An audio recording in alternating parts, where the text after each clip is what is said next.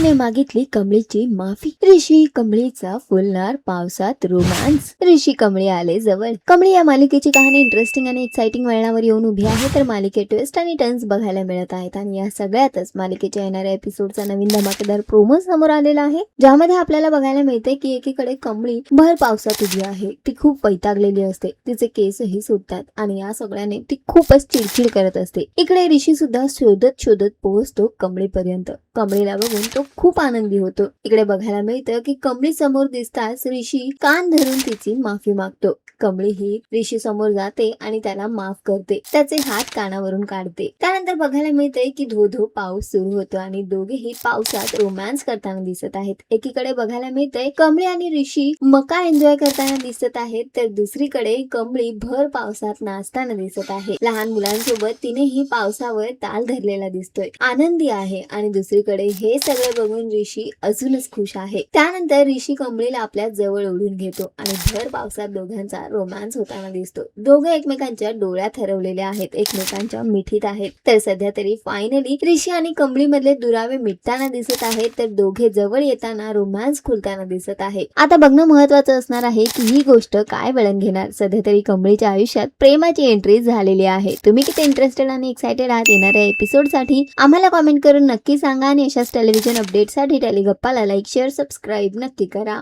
नमस्कार.